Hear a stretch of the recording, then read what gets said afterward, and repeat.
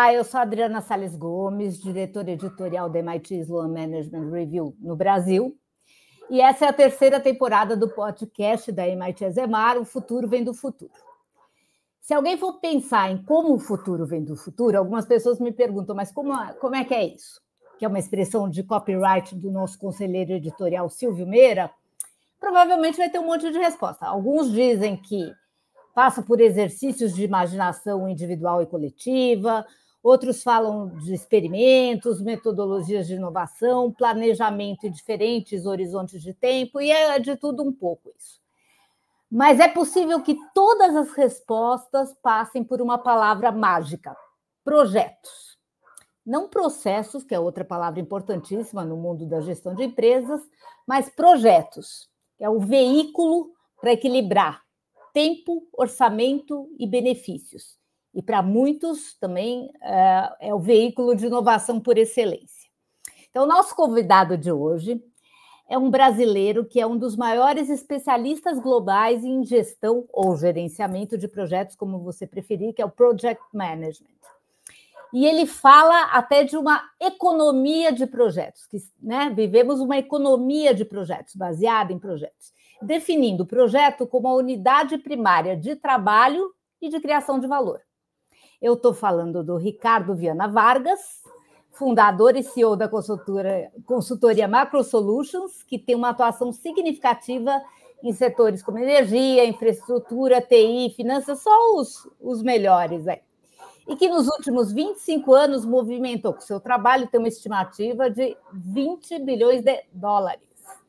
Além disso, e foi a época que eu conheci o Ricardo, entre 2016 e 2020 ele foi trabalhar com projetos onde talvez os projetos sejam os mais complexos, que foi a ONU, a Organização das Nações Unidas.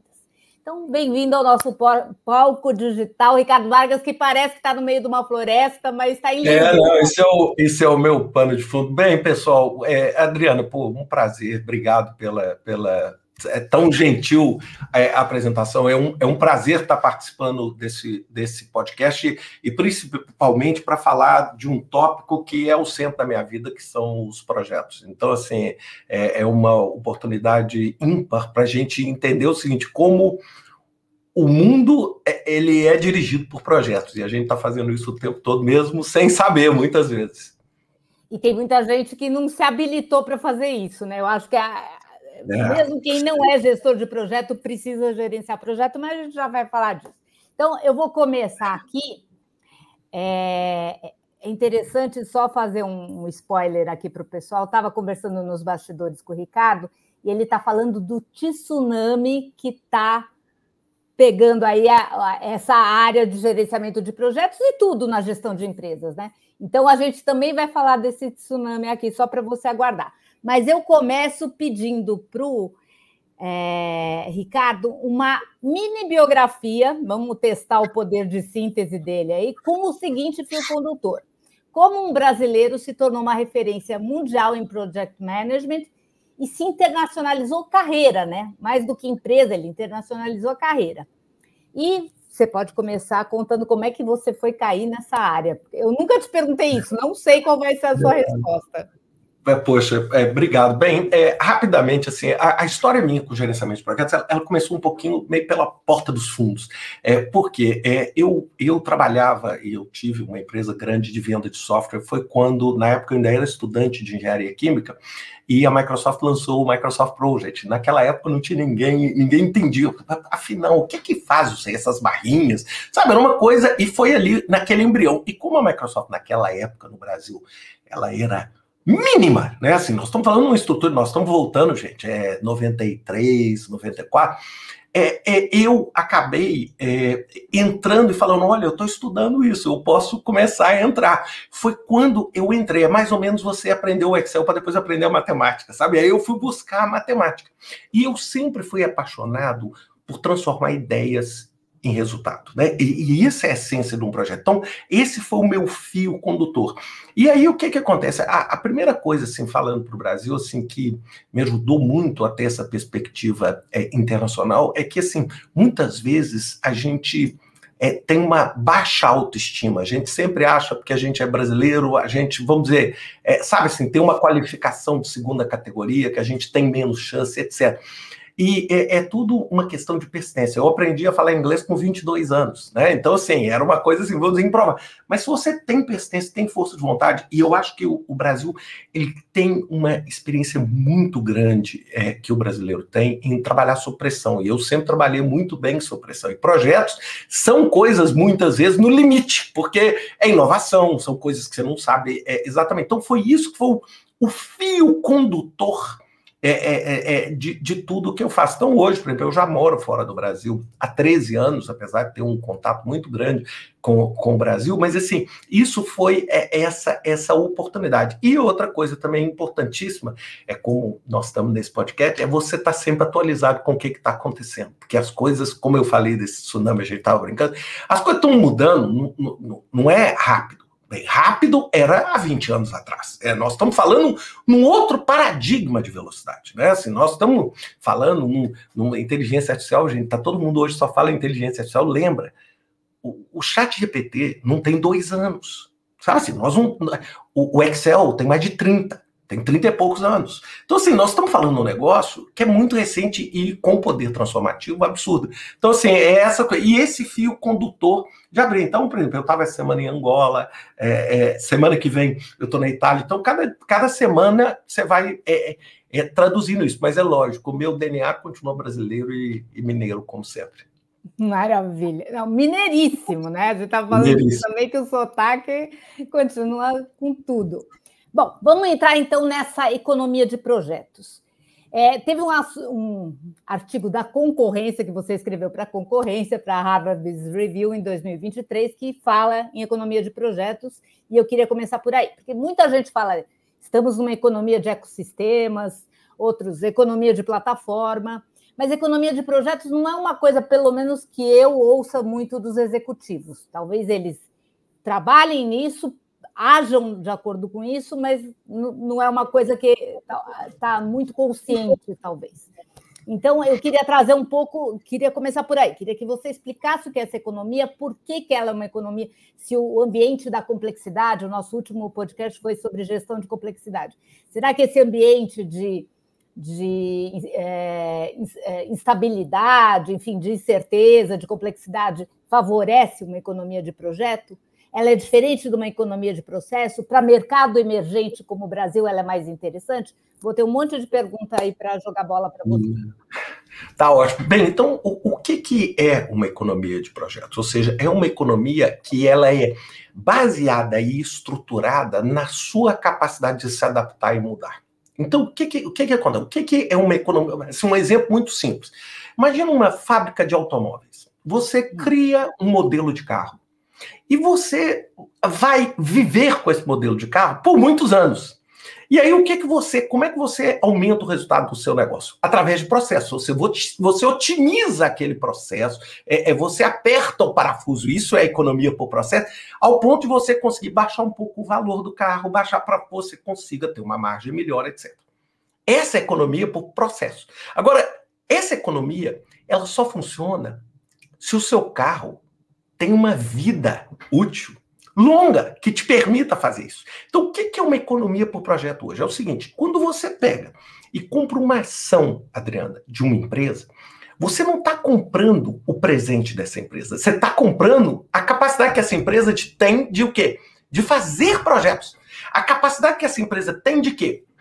De inovar, de fazer o carro do futuro, se for uma montadora, com ciclos de vida cada vez menores. Isso são projetos. Você criar um novo carro é um projeto. Criar um novo negócio é um projeto. A OpenAI é uma empresa intrinsecamente de projeto. E quando a Microsoft investe 7 bilhões de dólares, a OpenAI tem uma valorização de 157, um valuation de 157 bilhões de dólares, em cima de quê? Em cima da capacidade que ela tem de viver numa economia por projeto. Então, o que está acontecendo hoje? O cérebro de todas as organizações hoje, eles estão voltados para projeto. E assim, eu não estou muito preocupado se você vai chamar isso de projeto ou não, mas elas estão muito voltadas ao seguinte, a capacidade que você tem de se adaptar rapidamente, de aproveitar as ondas de inovação que estão tendo, para conseguir posicionar a sua organização de uma forma mais favorável no futuro. Essa é a economia para o projeto. Mas você diz o cérebro está, mas as empresas ou os CEOs têm essa noção de que o cérebro está no projeto? Ou eu vou te contar, eu tenho feito um trabalho enorme nos meus trabalhos com conselheiros, etc., para tentar fazer isso. Porque é o seguinte, ter ideias é muito importante, é fundamental. Agora, se a ideia fica só na ideia, ela não vale nada. O desafio está pegar aquela ideia, tirar ela e transformar ela na realidade. Uma coisa é eu chegar e falar assim, eu vou criar um robô que fala, anda e que vai estar em todas as casas. Ótimo, você falar isso é uma coisa. Agora, cria ele. Põe ele lá dentro da casa. Vocês vão ver que já não é tão simples. É carro autônomo. Eu tive em São Francisco agora e eu só andei de carro autônomo lá, sem motorista. Andei para baixo, para cima. Inclusive, gravei vídeo, divulguei, falando que é uma experiência muito, muito diferente, né? Você está sentado no banco do passageiro, não tem ninguém, o motorista e o volante funciona como se fosse um fantasma. Aí você fala assim, mas por que isso não está amplamente? É porque a execução é muito mais complexa do que a ideia. Porque é o seguinte, se tiver um acidente, quem é o responsável? Se esse carro atropelar, sou eu, o passageiro? É o fabricante do carro? É o fabricante do software que fez isso? Quem? É a empresa que me alugou, né, o veículo? Então, olha só como é que as coisas da execução. Então, os executivos agora estão tomando mais consciência do seguinte, que a sua capacidade de transformar essas ideias em resultados se torna cada vez mais crítica. Agora, todos os executivos, eles têm essa consciência? Não. E é por isso que nós estamos vendo muita empresa em uma situação muito menos favorável. É por isso que eu falo assim, a disruptura, ela sempre vem do novo. Eu vou dar um exemplo para você, Adriano. É aquela dúvida assim, por que não foi a Blockbuster que criou o streaming? Se ela tinha uma dominância tão grande, né? A Netflix foi oferecida, por quê? Por que precisou de uma empresa nova? Por que não foi a Macy's que fez, por exemplo, a loja online? Teve que ser a Amazon. Então, assim, perceberam? Então, por quê? Porque às vezes o executivo não consegue ver essa capacidade de transformação. E esses exemplos que você está dando devem estar acontecendo aos montes, né? Parece uma coisa clássica, que não tem a ver comigo, mas deve estar se repetindo de várias maneiras. Só para encerrar isso, eu já vou te perguntar outra coisa, mas atuar em ecossistema como uma coisa, uma habilidade-chave, enfim, uma potencial vantagem competitiva, fica mais importante ainda o gerenciamento de projetos, só para eu cruzar as coisas? Para mim, se você trabalha num ecossistema, gerenciar projeto é gerenciar essas partes interessadas. Assim, é muito importante a gente entender que gerenciamento de projetos é uma disciplina holística. Ela não é só prazo e custo e qualidade. Não, isso foi há 40 anos atrás.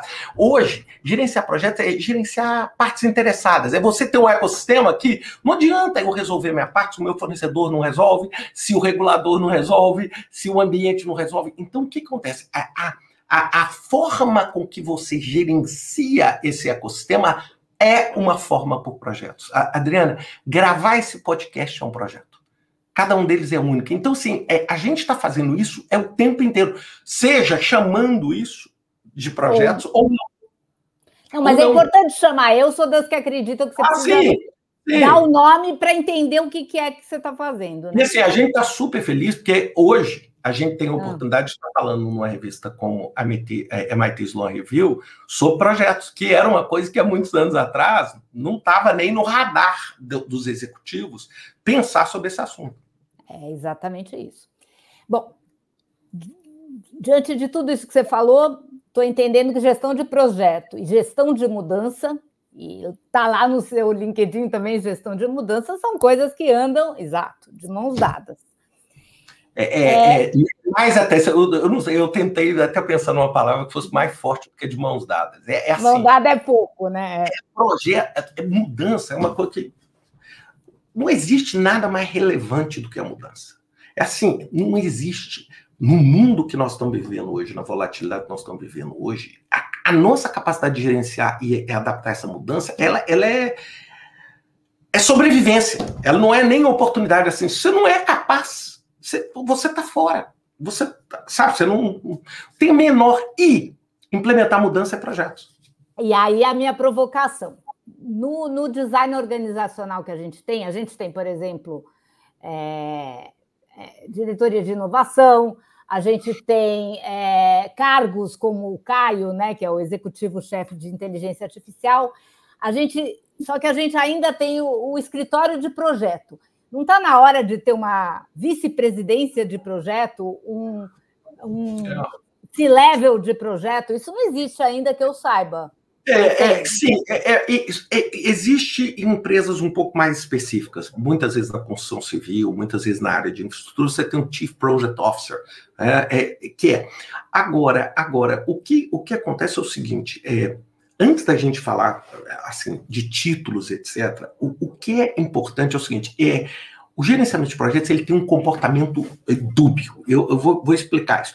Ele tem uma coisa que é a profissão de gerenciar projetos, ou seja, pessoas que têm a capacidade de gerenciar projetos, pessoas que têm a capacidade de fazer projetos, como é o meu caso. Ou seja, essa é a minha profissão, apesar de ser um engenheiro de formação, essa é a minha profissão. Agora, existe um segundo grupo que, para mim, tem a mesma importância, Adriana, que é o gerenciamento de projetos como uma habilidade de vida. É igualzinho a matemática. É igualzinho a matemática. É o seguinte, quem usa matemática? O advogado usa matemática, o médico usa matemática, o engenheiro usa matemática, o dono da loja usa matemática. Então, tem uma área da competência do gerenciamento de projetos, Adriana, que ela precisa ser... Não tem jeito do CEO ser e exercer o trabalho dele ou dela de CEO sem essa capacidade de entender esse ciclo de vida de projeto. O head de HR não consegue fazer a mesma coisa. Então, tem um lado que é o lado dessa habilidade. Porque não adianta você ter um Chief Project Officer se o resto não está entendendo como as peças desse tabuleiro funcionam e como as peças desse tabuleiro se integram. Por exemplo, o Chief, o Caio, lá que você colocou, de Chief AI Officer, é basicamente uma função de um oversight, de um programa gigante de AI. É o quê? É uma atividade de gestão de programa. Quer entender o quê? O que a minha área legal vai falar, o que a minha área técnica vai falar, como é que a minha área de negócios, como é que eu vou escanear o meu concorrente e ver o que tipo de ação o meu concorrente está fazendo. Isso é projeto com habilidade de vida. Isso é projeto com habilidade de vida. Tá, e aí não faz, mas na teoria também inovação deveria ser isso, e aí estaria em todo mundo, mas para dar aquele empurrão inicial para a inovação, o pessoal coloca lá uma área. Isso seria importante para gerenciamento de projetos? Mesma coisa, você tem duas coisas. Você tem uma área executiva, por exemplo, um Chief Project Officer, para dar esse empurrão, e você tem uma área tático-operacional abaixo, que é o PMO, que é uma área que operacionaliza os projetos que você vai ter dentro da sua organização, que vão estar sempre existindo. Aí não é para você dar um pontapé inicial. É porque você... O dia que você parar de ter projeto, você parou de viver. Sabe assim, o dia que uma empresa falar assim, eu não tenho mais projeto, acabou. É igual, imagina, a Vale. Ou Itaú fala assim, não, eu não tenho mais projeto, não, tá tudo bom. Bem, acabou. O banco acabou, daqui a 15 dias. Não, 15 dias eu estou sendo uma semana, né? Falei muito. Então, assim, acabou. Concorda comigo? Ou seja, o banco está investindo. O banco hoje, só para dar um exemplo, ele deve ter milhares de pessoas. Eu fiz agora, eu vou publicar um curso sobre liderança em AI, junto com o LinkedIn. E nesse curso que vai ser publicado, inclusive em português do Brasil, um dos cases que eu falo é do Itaú. Ou seja, o Itaú está investindo assim, maciçamente em criar projetos que vão pensar num banco do futuro. Ou seja, é o tempo todo. E aí você tem que... E outra coisa, envolve do CEO ao estagiário. O Itaú é um exemplo que tem o CPO lá. Tem Sim. Sim, eles têm, não com este nome, com esse nome, mas ele tem toda uma área para liderar e ajudar os projetos estratégicos do banco. Não são todos os projetos, mas os projetos que vão ter a natureza transformativa do banco. Perfeito. Isso eu acho importante aqui para a gente registrar. Bom, A área de gerenciamento de projetos já vem sendo impactada, várias ondas, né, de impacto aí em cima de vocês, ou vários tsunamis. Acho que os métodos ágeis foram um tsunami na área, né? O pessoal até fala, hoje em dia, toda hora fala, você é ágil ou é cascata? Ou é casca frágil, né? Tem as versões aí.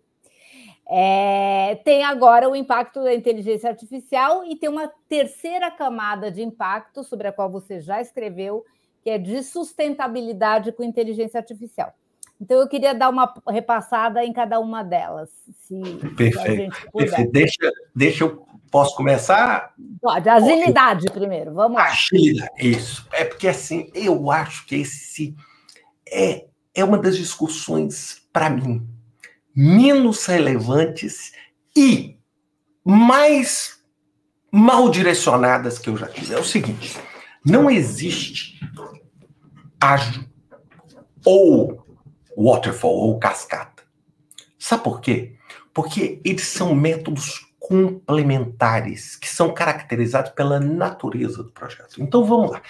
O que o método ágil? Ele é um método de descoberta. Na maioria das vezes, você monta um método ágil para projeto de inovação, para projeto de tecnologia, onde você não sabe exatamente a cara do seu produto final. Você não sabe assim, o meu produto é esse. Não, você faz o quê? Você explora, cria um MVP, testa, vê, ajusta, explora, muda, corrige, ajusta, faz de novo. Esse é o método ágil. O método cascata é quando você não tem condições de ter esta flexibilidade. Não é porque você não quer ou você é lento. Adriano, vamos construir um aeroporto. Não tem jeito de eu fazer um MVP da pista de decolagem. Eu não posso chegar e falar assim, vamos pegar e vamos fazer uma pista de terra. A gente joga ali uma lama, dá uma terraplanada e vamos começar a subir desse avião. Não existe isso. Não existe, porque o risco é muito alto. Você não pode chegar e fazer um MVP e gastar 250 milhões de dólares para fazer uma pista, para testar, para ver se a pista funciona. E aí você fala assim, agora eu preciso corrigir um pouquinho a pista aqui, 10 graus no ângulo.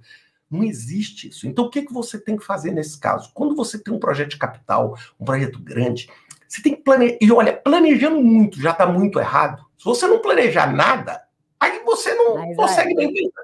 Então, aonde eu estou querendo chegar? Porque hoje existe uma tendência assim, quem usa método cascata, waterfall, é ultrapassado. Isto é errado conceitualmente. E eu estou falando que eu vivo esses dois mundos. É igual um canivete suíço. Entendeu? Ou seja, a faca serve para cortar e o garfo serve para comer. Você pode comer com a faca, mas não é uma melhor prática. Então, o que acontece? Como o ágil e o mundo hoje está muito voltado para a tecnologia, está muito voltado para a exploração, assim, conceitual, o ágil ganhou uma força tremenda. Agora, isso não significa que o cascata vai deixar de existir. Você não constrói uma hidrelétrica com método ágil, toda com método ágil. Mas deixa eu te interromper para perguntar uma coisa. Será que é assim?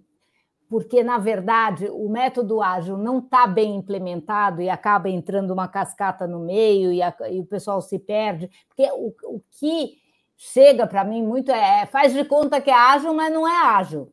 Isso chega em todas as empresas, do que, teoricamente, deveria ser ágil. Então, há talvez uma inaptidão para usar o ágil.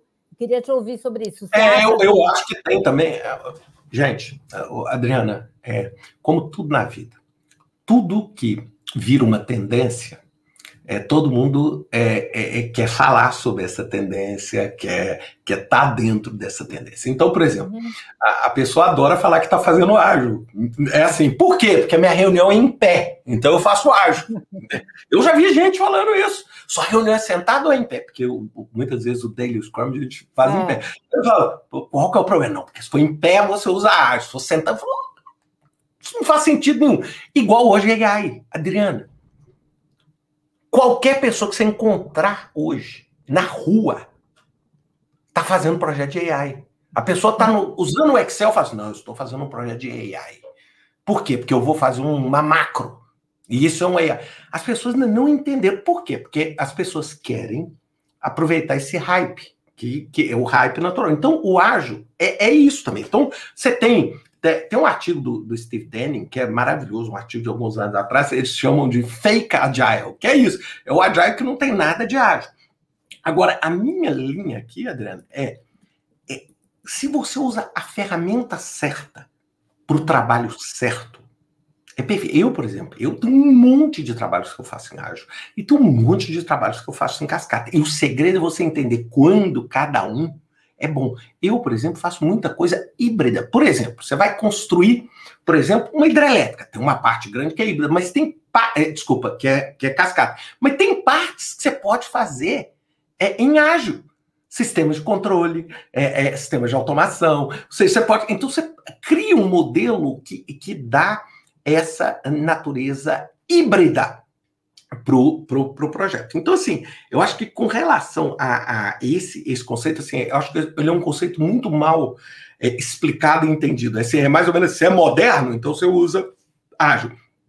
Só no Brasil isso ou lá fora também?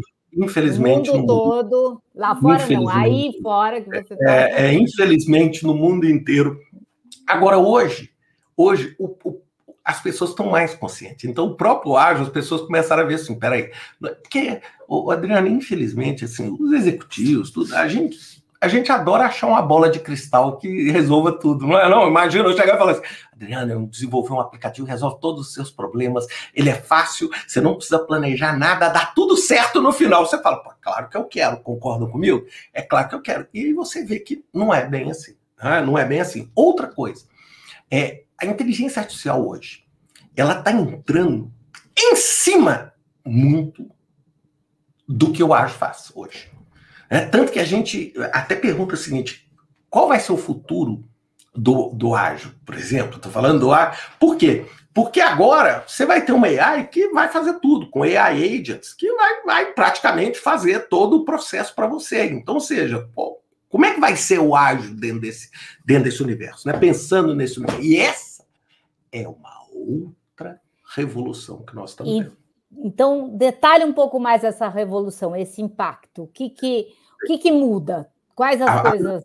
A primeira coisa que eu digo é o seguinte, a inteligência artificial, a maior parte das pessoas ainda não percebeu a capacidade transformativa dessa tecnologia. Sim, olha, o Sundar Pichai do Google falou no Fórum Econômico Mundial em Davos no ano passado, falando que dentro do Google eles consideram a inteligência artificial como a nova eletricidade, o novo fogo. Tá lá, falou isso lá.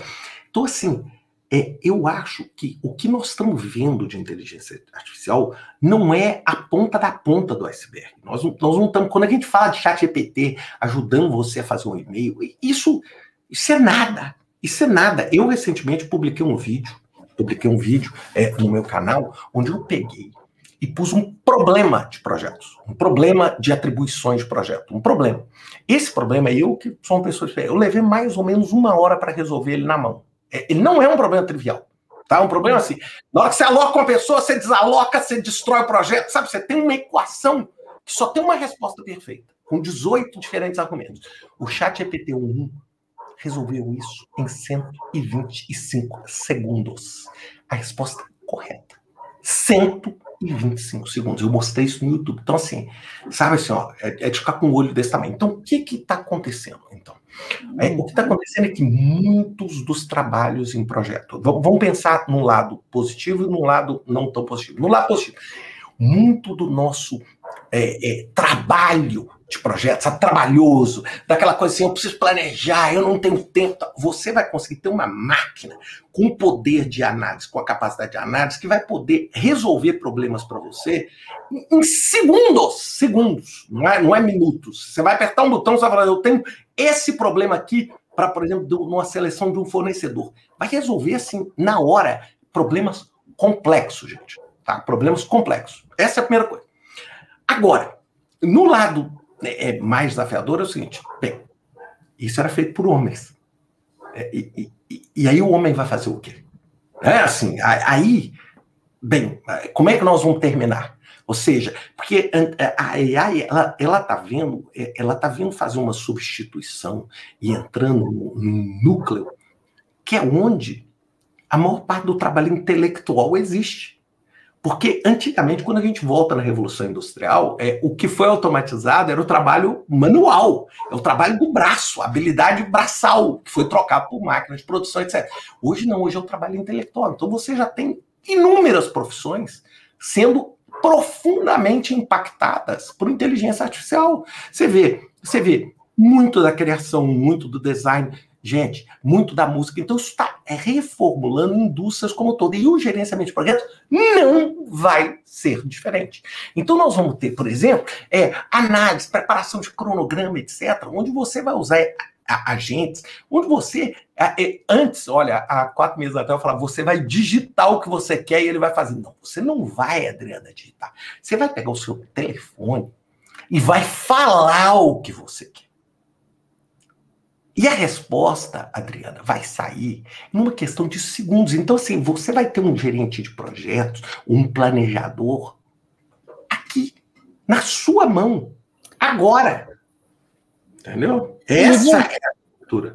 Nós temos um colunista aqui que fala muito o seguinte, que a inteligência artificial, e ele é um entusiasta, ele atua no campo, ele é um cara de tecnologia, mas ele também gosta de filosofia, então ele está sempre trabalhando nos 2 campos, que é o Cássio Pantaleone. E ele fala o seguinte, a inteligência artificial serve muito para tudo que já há resposta.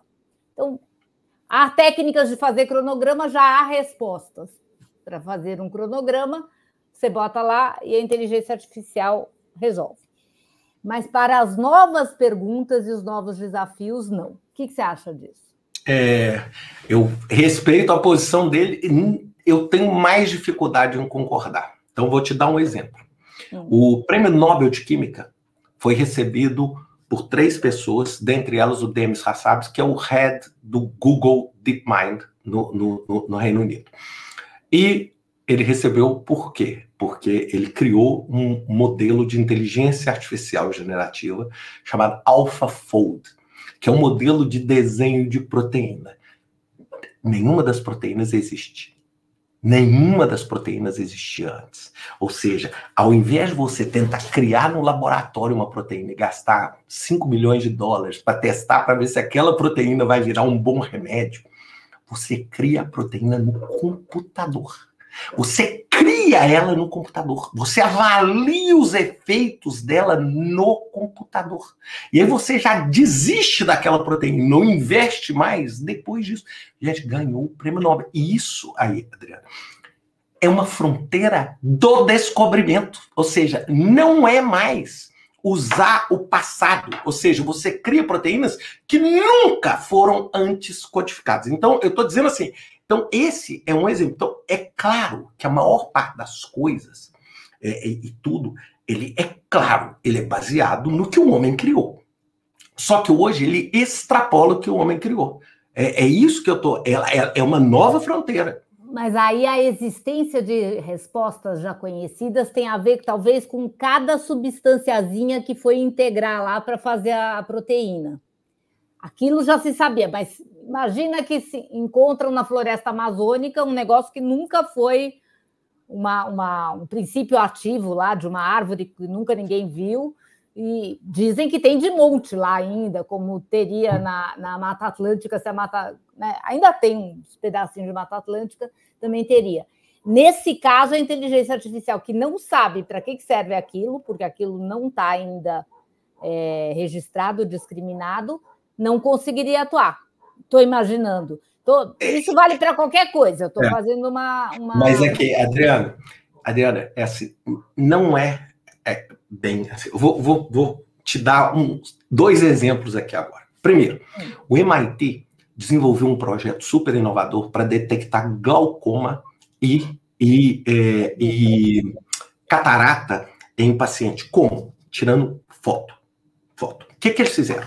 Eles tiraram foto de milhões de pacientes e fizeram um treinamento de machine learning não supervisionado. O que é um treinamento não supervisionado? É mais ou menos assim. O computador quebra essas imagens aí E tenta juntar essas imagens do jeito que você quiser. E na hora que você começar a achar, assim, padrões, assim, opa, isso aqui tá parecendo com isso aqui. Vai juntando aqui, vai fazendo os clusters. Eles começaram a perceber que a cor de um determinado pixel da imagem estava dando uma indicação de glaucoma e catarata. Ou seja, olhem só, não há humano capaz de avaliar um pixel. O que aconteceu? Ele treinou sozinho. Segundo exemplo, eu sugiro a todo mundo que queira ver isso. Tem um filme maravilhoso, está no YouTube, inclusive, AlphaGo, que é a história do jogo de Go da DeepMind, que ganhou do Lee Sedol, tal, que é um marco na inteligência artificial. Agora, para mim, eu não estou muito preocupado em você assistir o jogo todo, não. Só assiste a terceira partida. No meio da partida, se não me engano, tem uma eu acho que é a 93, eu não lembro direito, que todas as pessoas que jogam Go no mundo chama-se The God's Move. Nenhum humano especialista, tinha mais 100 especialistas humanos assistindo essa partida. Quando o AlphaGo fez essa movida, todo mundo falou assim, pirou, o sistema errou. Sabe assim, o sistema errou. Essa nunca poderia, nenhum Grandmaster de Go usaria. Isso aí foi uma jogada estúpida. Sabe assim, todo mundo.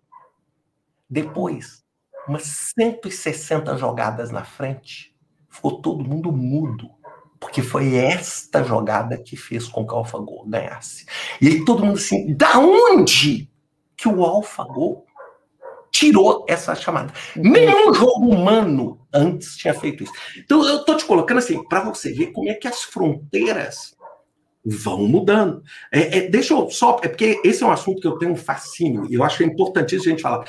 Por exemplo, nós estamos chegando a um ponto que os grandes projetos envolvendo tecnologia, eles já estão exaurindo toda a informação produzida pelo homem. É mais ou menos assim, não tem mais livro para ler. Sabe, por exemplo, você pega as versões últimas, ela já tem assim, 500 bilhões, não tem mais. Aí sabe o que eles estão começando a fazer? Dado sintético. Eles estão usando isso para criar livros que vão retroalimentar para criar novos, ou seja, uma retroalimentação, ou seja, você vai usar dados sintéticos para gerar novos dados. E pode até ser que no futuro, eu estou falando no futuro, que daqui a pouco nós tenhamos um monte de insights que não foram gerados por humanos. Estou dizendo, não é hoje o caso, mas nós podemos ter. Então, por isso que eu estou dizendo assim, e aí entra essa natureza filosófica do seguinte, bem, até que ponto nós vamos deixar isso aí avançar? E essa é uma fronteira importante. E no gerenciamento de projetos, lembra, todos esses projetos, essas iniciativas são projetos, que tem milhões de outras implicações, que a gente precisa estar ciente. Então, eu acho que esse tsunami é o tsunami que nós estamos vendo, e ele está chegando muito rápido. Muito rápido. E vai ter trade-off aí, que a gente vai falar disso também, que é um assunto do qual você fala. Mas me fala quando você coloca essa camada de sustentabilidade com IA, com gerenciamento de projeto. Eu agora, assim, eu tenho, lógico, um compromisso pessoal, né? É lógico, Adriana, quando eu virei, usar o seu termo, o termo que você cunhou, assim, a gente cunhou aqui há pouco, eu fui o Chief Project Officer da ONU, né? Eu fui, ou seja, eu era diplomata, ou seja, eu tinha uma supervisão sobre uma infinidade de recursos, uma infinidade de projetos no mundo inteiro durante muitos anos. E por que isso aconteceu? Porque por causa dos desafios das Nações Unidas. E foi exatamente quando os SDGs foram criados, Sustainable Development Goals, que era o grande desafio que a gente tinha, que virou a sustentabilidade, que é o quê? O que adianta criar uma ponte que liga nada a coisa nenhuma? O que adianta eu construir uma escola se a comunidade não põe os filhos para estudar na escola? De que adianta eu construir um hospital se não tem acesso para o hospital? Ou seja, acesso, as pessoas não conseguem chegar no hospital, porque não tem rua para chegar. E olha, eu vou falar, isso eu consigo aqui ficar 5 horas dando exemplo para vocês de casos que eu vi reais disso. Sabe, você constrói uma escola, constrói um hospital, só que não tem enfermeira, não tem médico, não tem nada. Aí o hospital fica lá fechado, porque não funciona. Então, o que é o âmbito da sustentabilidade? É o seguinte, como é que você assegura que o projeto que você está fazendo, ele não só contribui para o meio ambiente, mas ele também contribui para o desenvolvimento da sociedade, para o desenvolvimento econômico, ou seja, que ele gera um valor positivo para todo mundo no longo prazo. Que você não está gerando um valor positivo agora, em detrimento de uma destruição total lá na frente. Esse é o princípio da sustentabilidade. Eu, por exemplo, meu doutorado é em sustentabilidade. Meu doutorado foi em sustentabilidade. Então, hoje, eu tenho que falar, e é possível. Ou seja, quando você pega um projeto desse, vamos usar um exemplo de um projeto desse de AI. O que é pôr aspecto de sustentabilidade nesse projeto de AI? Bem, claro, no ambiental nós já estamos vendo, ou seja, como é que você vai produzir fonte renovável para poder processar tanta máquina? Gente, esses data centers, eles consomem muito mais do que uma cidade de energia. Assim, não achem que é um processamento simples. Segundo, que é o que mais me preocupa, como é que eu vou gerar uma sustentabilidade social? Ou seja, como é que vai ser a sociedade quando, bem, eu não preciso mais de ninguém na minha empresa para trabalhar, porque o AI vai fazer tudo com robô. E aí? E aí? O ser humano vai fazer o quê? Aí você pode falar assim, nós vamos garantir renda mínima. Ótimo! Mas o ser humano vai fazer o quê? Nas 24 horas que ele tem do dia? Ele vai ficar à toa, deitado? Sabe assim, nós somos seres humanos que somos feitos para criar, para trabalhar, a partir do momento que as máquinas vão fazer isso para nós. E isso é o lado social, ou seja, como é que nós conseguimos construir uma AI? Aproveitar isso para resolver doença, para resolver problemas que a gente tem, mas sem, ao mesmo tempo, destruir os valores do que é ser um ser humano. E o terceiro, os princípios econômicos. Porque o que acontece? Eu preciso criar projetos que dão sustentabilidade econômica, que sejam projetos que vão construir, por exemplo, uma economia melhor no Brasil. Ou seja, que vão proporcionar uma evolução dentro do Brasil positiva. Ou seja, se você não cria um aspecto como esse, você cria projetos que são insustentáveis. Eu vou dar um exemplo aqui, Adriana, que assim, por exemplo, redes sociais. Eu sou uma pessoa super, assim, eu uso, assim, faço, mas eu sou um crítico quanto mais das redes sociais. Porque as redes sociais, elas provocam um desserviço para a sociedade gigantesco, só que todo mundo está ali, passando ali, vendo o tempo todo. E por que isso? Quando o Mark Zuckerberg criou o Facebook, eu tenho certeza, assim, né? Eu acredito na essência boa das pessoas. O Mark Zuckerberg, ele não pensou em falar assim, olha, vamos aqui montar uma plataforma de fake news. Não. Ele queria o quê? Ele queria conectar as pessoas, conectar fácil, que as pessoas se comunicassem, que as pessoas se interagissem, etc. Agora, existe um efeito negativo que nós estamos colhendo hoje. Que é o quê? Gente, 90% do que a gente tem de notícia falsa são oriundos de redes sociais. São oriundos. A inteligência artificial só piora. E a inteligência artificial vai fazer isso automaticamente. Então, aonde eu entro na sustentabilidade? É exatamente isso. É como é que eu estou aqui, Adriana, nós estamos aqui fazendo essa conversa. Como é que com essa conversa aqui, a MIT Sloan Review está contribuindo para construir uma sociedade melhor? Isso é o aspecto sustentabilidade. Não é só... Você vê, o que adianta você construir uma ponte completamente sustentável, usando os melhores materiais do mundo, se ela não serve para conectar as pessoas? Me dá exemplo. A gente já viu que o pessoal ainda derrapa lá no impacto que teve com a agilidade. Eu queria, agora, com esses outros dois impactos, inteligência artificial por si só e sustentabilidade com inteligência artificial, me dá exemplo de empresas que estão fazendo isso para projetos com fins lucrativos, empresas com fins lucrativos, projetos com fins lucrativos. Bem, eu vou te colocar o seguinte, hoje existe um esforço gigantesco. Por exemplo, eu gosto de dar um exemplo do Google. O Google é uma das empresas que mais tem levado a sério esse desenvolvimento, ou seja, um desenvolvimento que ao mesmo tempo busca o lucro, etc. Eu peguei um exemplo assim, de uma empresa, mas o Google tem inúmeras áreas cuidando disso. Posso dar um exemplo do YouTube? Vou dar um exemplo.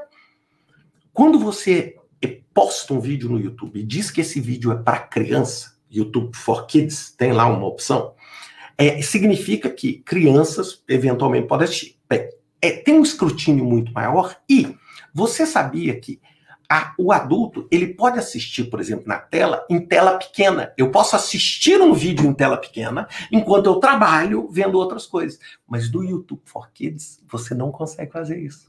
Por quê? Porque já foi visto que você fazer isso com a criança, de colocar múltiplas atividades, a criança jogar um joguinho e ver uma televisão, você não contribui para o desenvolvimento da criança. Então, o YouTube teve uma atitude responsável de falar assim, bem, se é criança e vai assistir, não consegue fazer nada. Se você mudar a tela, para o vídeo. Para o vídeo. Então, estou dando aqui pequenos exemplos de como você consegue combinar a tecnologia com ações que vão desenvolver. Agora, só para antes de passar, como é que nós estamos na escala de 0 a 100? Eu acho que nós estamos no 15. Ainda tem 85 para ir para frente. Claro. Ainda Mas como é que isso entrou no gerenciamento de projeto? Eu quero entender em que momento, como é que entra? Onde entrou, quando o gerenciamento de projeto começou a ver um monte de projeto que termina no prazo, no orçamento, e não entrega nada de valor. Sabe assim, é mais ou menos assim, olha, eu fiz minha parte, você me pediu para construir essa casa, eu construí essa casa no prazo, no custo, te entreguei, toma aqui a casa. Só que ninguém mora na casa, ninguém usa a casa não vale nada, ou seja, é muito importante, Adriana, entender o conceito de valor e de valor sustentável, ou seja, o projeto ele precisa gerar valor sustentável, e foi aí que entrou a sustentabilidade. Por exemplo, na ONU, por quê? Porque a gente via com um monte de projetos que a gente tinha feito deram em nada depois da execução. Aí eu cheguei e falei, espera aí, num país onde as pessoas não têm o que comer, você gasta um dinheiro que é uma doação que não existe, e você não produz o benefício, a gente não pode aceitar isso. A gente não pode aceitar isso. Então nós só podemos fazer um projeto se a gente tiver certeza de que ele vai ser sustentável. E aí foi um caso, Adriano, que eu vou contar para vocês, real esse, que foi o caso do que a gente fez no Haiti. O Haiti, em 2010, teve um terremoto absurdo, matou 250 mil pessoas. Assim, uma das coisas mais tristes da história, né? Aquele evento que aconteceu. Isso foi em Porto Príncipe. E numa dessas comunidades, chamada Forte Nacional, era uma comunidade muito pobre, das mais pobres de lá, e simplesmente o seguinte, a comunidade acabou, ou seja, foi tudo destruído. E nós tínhamos que construir essa comunidade de novo. Bem, o que nós podíamos fazer? Aí eu estou falando de ser um projeto nosso. O que a gente tinha que fazer? A gente podia contratar uma construtora brasileira, uma consultora chinesa, etc., que ia lá, ia trazer 1.000 operários, eles iam lá, iam construir a casa, nós íamos pagar, íamos entregar a casa para as pessoas de novo, e o nosso projeto acabou. Agora, isso é sustentável? Não. Vou te contar o que a gente fez. Sabe o que a gente fez? A gente usou 10% da mão de obra nossa especializada, e 90% da mão de obra local. Local. Mulher, homem, local. E a cada mês nós íamos trocando as pessoas. E o que acontece? Essas pessoas, elas recebiam um salário, elas construíam a casa delas em mutirão e aprendiam a construção. Ou seja, olha só, vamos lá. Essas pessoas ganharam dinheiro, essas pessoas aprenderam uma nova profissão, a gente entregou a casa e ainda essas pessoas que ganharam dinheiro foram lá e compraram a comida onde? Na venda do bairro. Cortaram o cabelo no cabeleireiro do bairro. Então, olha só, os milhões que a gente recebeu de doação, eles viraram casa, que viraram salário, que viraram economia. Ou seja, isso é sustentabilidade.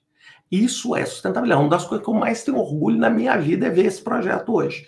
Ou seja, isso é lógico, era muito mais rápido e muito mais fácil se a gente tivesse contratado uma construtora. Mas dentro do princípio de sustentabilidade, o que a gente queria era o quê? Criar uma sociedade mais sustentável num país que é dos países mais pobres do mundo. Isso é uma visão de sustentabilidade. Perfeito. E agora vamos fazer um paralelo disso para as empresas, porque aí tem dois elementos. Um que é essa tomada de consciência que você comentou que é quando a pessoa vê que os projetos não estão criando valor e, de repente, se toca disso. Enfim, e aí o segundo elemento agora eu perdi, mas eu já lembro. Mas o que eu queria saber de você é o seguinte: quão sensibilizados estão os gestores de empresas? Porque na ONU existe uma sensibilidade a priori para essas coisas. Quão sensibilizados estão os gestores de empresas com fins lucrativos para levar... é o segundo ponto. Isso entra na tomada de decisão. Na hora de decidir, você fez um trade-off, aí a gente pode entrar já nos trade-offs, que é tempo versus impacto nas pessoas. Então, demorou mais tempo, mas teve um impacto muito mais sustentável.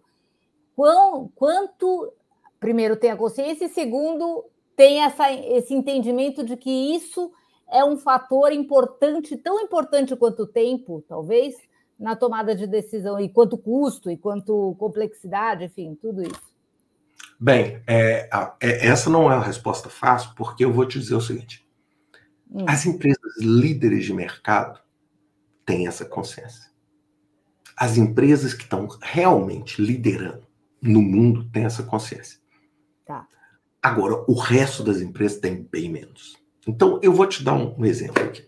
Se você pegar as empresas, vamos dizer, mais inovadoras, as empresas mais estruturadas dentro do Brasil, elas têm. Você pega a própria Petrobras, ela tem isso quase no DNA dela. Ou seja, você tem ali um aspecto de sustentabilidade, por quê? Por causa da própria natureza do negócio, a natureza, ou seja, de você ter uma prioridade total com segurança, ou seja, né? Porque isso é um aspecto de sustentabilidade para você, as questões ambientais, ou seja, se você pegar um copo, uma latinha como essa aqui, jogar de cima de uma plataforma, meu Deus do céu, meu Deus, então assim, eu estou te colocando assim, isso é uma consciência. A Apple, gente, em 2030, uma empresa do tamanho da Apple vai ser net zero de carbono. Gente, isso não é pequeno, não. Isso é monstruoso. Isso é de um tamanho sem precedente. Porque nós estamos falando de uma empresa que você vai comprar um telefone com net zero. Sabe assim, aquilo ali ou é material reciclado. Olha, assim, o poder de uma empresa como é. Então, agora, isso é a regra? Não, isso não é a regra. Agora, o que está acontecendo também? O mercado valoriza a sustentabilidade. Ou seja, é lógico que tem altos e baixos, mas hoje, por exemplo, inúmeros fundos de investimento priorizam investir e comprar ações de empresas mais sustentáveis. Ou seja, ser sustentável é você ser responsável socialmente é uma vantagem de negócio. E quando você não é uma desvantagem de negócios. Ou seja, quando você tem um acidente, quando você tem você perde muito. Por quê? Porque muitas empresas passam a desacreditar de você. Nós estamos vendo o que está acontecendo na Boeing. Olha a Boeing está em greve. Gente, nós estamos falando de uma empresa super admirada. Ela está em greve. Você olha só, por quê? Porque, infelizmente, talvez exista uma prioridade ali, eu não sou especialista na Boeing, com o curto prazo, sabe, com o lucro no curto prazo, tudo. E quando uma porta de um avião saiu e agora essa greve deles, ou seja, a ação da Boeing derreteu. Por quê? Porque ninguém vê naquela organização o quê? Uma perspectiva sustentável no futuro. É assim, esse pessoal tá sabe assim, queimando árvore para cozinhar. Entendeu? Achando que a árvore vai nascer amanhã de novo. Ou seja, na hora que acabar essa lenha que você cortou a árvore, a outra árvore dessa só daqui a 30 anos. Então, assim, é isso. Por isso que eu estou dizendo assim, não são todas, infelizmente. Ou seja, o que é o trabalho é para você ampliar. Agora, ainda existem muitas empresas grandes no Brasil que estão com a perspectiva seguinte, o que me interessa é o resultado no final de dezembro de 2024, porque meu bônus é baseado em 2024. Agora, o meu bônus em 2028, eu não sei nem se eu vou estar nessa empresa. Olha, eu já ouvi executivo, Adriano, é muito triste, eu já ouvi executivo de grande empresa chegando e falando assim, essa mudança do AI vai demorar quanto tempo? Eu falo, mas por que você está perguntando isso? Para eu saber se eu já vou estar aposentado com o meu bônus ou não. É uma visão... Olha só. Você entendeu? Aí eu chego e falo assim, pô, mas e aí? Ou seja, e que visão de sustentabilidade é essa? É assim, então muitos dos incentivos são de curto prazo. Então, quando você quer incentivo de curto prazo, é difícil. E aí o pessoal lá da equipe que está gerenciando determinado projeto não consegue fazer nada se no topo da empresa não tiver essa determinação. Ou dá para fazer? Dá para ser um movimento bottom-up aí? Eu vou ir além de você. Nada funciona se o topo não funciona. Nada, entendeu? Você não consegue, a não ser que você faça uma revolução. Nada funciona, porque o topo... Para que um executivo é contratado por uma empresa? O executivo é contratado por uma empresa para dar esse direcionamento. Ou seja, para chegar e falar assim, olha, o caminho que nós estamos indo é esse aqui, e nós estamos indo por ele por isso e por aquilo, por esses motivos. E aí as pessoas entram, se alinham e falam, então é por isso que nós estamos fazendo esse projeto, é por isso que nós estamos fazendo esse investimento, é por isso que nós estamos contratando essas pessoas, é por isso que nós estamos desenvolvendo esse software. Vai tudo se alinhando. Agora, se não existe essa direção lá em cima, bem, aí o que acontece? Vira uma bateção de cabeça ali embaixo, sem precedente. Aí você começa a fazer projeto, você fala assim, para que eu estou fazendo esse projeto? Não sei por quê. Não estou entendendo. Porque isso aqui vai bater lá na parede amanhã, ou seja, entendeu? Ou seja, você começa a ter essa desconexão. Então, assim, lembre-se, o gerente de projeto, ele reporta para alguém que pediu esse projeto, para alguém que concebeu essa ideia. Falar assim, olha, vamos fazer uma fusão e aquisição. Aí o gerente de projeto fala assim, então, peraí, para eu fazer essa fusão e aquisição aqui, agora, é preciso ter um direcionamento claro de qual é o caminho a ser seguido. E aí, por exemplo, esse assento da pessoa de projetos no nível mais executivo ajuda demais nesse entendimento. Quando eu chego em qualquer cliente meu, que eu atuo em projetos, faço muito trabalho nesse sentido, Adriana, a primeira coisa que eu pergunto para a pessoa não é assim se o seu projeto está bem ou está mal. Eu atuo muito com crise, projetos complexos e que deram errado, né? Coisas que deram errado. A primeira coisa que eu pergunto é assim, para que você está fazendo esse projeto? Ele, não, nós estamos fazendo porque tem que fazer. Eu falo, não, peraí. Para quê? Aonde você quer chegar? Olha, eu vou te dizer, muitas vezes as pessoas não sabem. Não sabem, principalmente quando o projeto anda, sabe? Se o projeto está ali no meio, ninguém nem sabe para que está fazendo o projeto. Aí o projeto começa a mudar, principalmente, aí eu vou entrar, quando você usa ágil e quando você usa projeto de tecnologia. Sabe por quê? Porque a tecnologia muda tanto que daqui a pouquinho você fala assim, eu ia fazer, mas aí, daqui a pouquinho aquilo ali perdeu o sentido. Só que, cadê a coragem de matar o projeto? Cadê a coragem? Gastou, tal, não tem isso. Vou falar uma frase aqui, só para deixar esse ponto. Gastou, não tem coragem. Uma das frases que eu mais amo é uma frase do Eliano Goldratt, no livro A Meta. Ele é o pai do conceito de crítica. Ele diz o seguinte, primeira coisa que você tem que fazer quando você está num buraco é parar de cavar. E não medir o tamanho do buraco. Sabe porque você já gastou bem? Você já gastou. E isso não pode determinar a sua decisão futura. Só que, na verdade, é o que determina. Aí o que acontece? Você gasta muito mais e chega a lugar nenhum. Entendi. Ricardo, quem te contrata nas empresas? É o topo? Ou hoje tem sido, mas normalmente são os C-level e um nível abaixo do C-level. E uma coisa, por mais que eu tente, eu vou te dizer, a maior parte das vezes que eu sou contratado é quando dá problema. Quando tá tudo bem, a pessoa fala, não preciso, nós estamos ótimos, perfeitos. Aí dá problema, fala assim, bem, agora deu tudo errado, vamos lá, o que dá para salvar aqui? Mas eu vou fazer uma outra provocação. Aí quando você é contratado, deu problema, te chamam, aí é meio como se delegassem tudo para você e tirassem um pouco a accountability da reta, vou dizer assim, ou o pessoal... Porque uma queixa que eu escuto muito é essa coisa de você contratar a consultoria ou a grife, e você é uma grife também, para tirar a responsabilidade. E que aí fica um problema em termos de... Agora, aí vai a experiência que eu tenho. Bem, primeiro, quando eu sou contratado, e assim, eu não posso falar, mas assim, talvez os piores incidentes que o Brasil teve, eu de alguma forma fui não sei, depois fui chamado. E eu, a primeira coisa, quando eu sou chamado, eu não aceito que eu seja identificado. Ou seja, não é que eu contratei o Ricardo. Não é que eu contratei o Ricardo. Eu vou lá, eu ajudo, mas quem continua com todo o ownership é quem estava lá. E o principal trabalho meu, toda vez que eu entro num caso desse, é explicar para esses executivos o seguinte: quando você tem uma crise desse tamanho, não tem saída boa, só tem ruim e péssima. Ah, não, mas eu quero que acabe tudo bem. Risca. Essa opção, ela não existe. Não há nada que você faça no mundo depois do acidente de Brumadinho que reverta a posição da Vale. Infelizmente, nada. Só se a gente tivesse uma máquina de voltar no tempo e conseguisse fazer alguma coisa para que aquele acidente não acontecesse. Não há nada nesse mundo que pegue o que aconteceu no Rio Grande do Sul e volte no tempo e tire a água lá do Guaíba. Não há nada.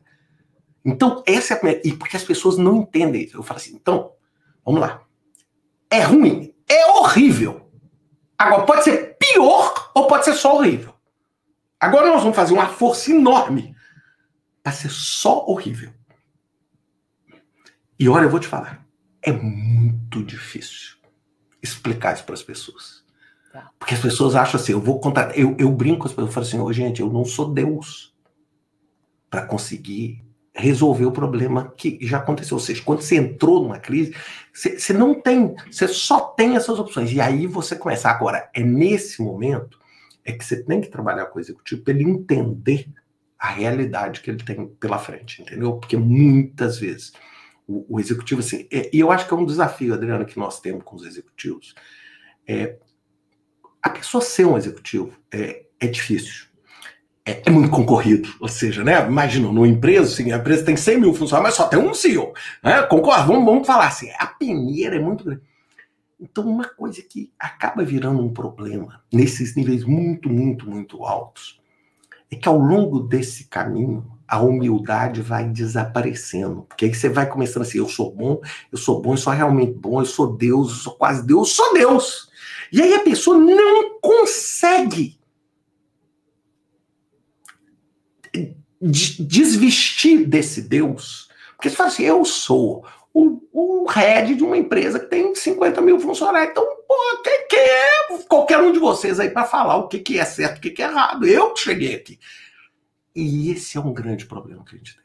É um grande problema. Quando a gente tem projetos, quando a gente tem disrupturas gigantescas. Vocês já viram quando esses CEOs às vezes saem com disruptura? A maioria das vezes eles saem, assim, péssimos, com imagem péssima, ou seja, eles são praticamente enxotados.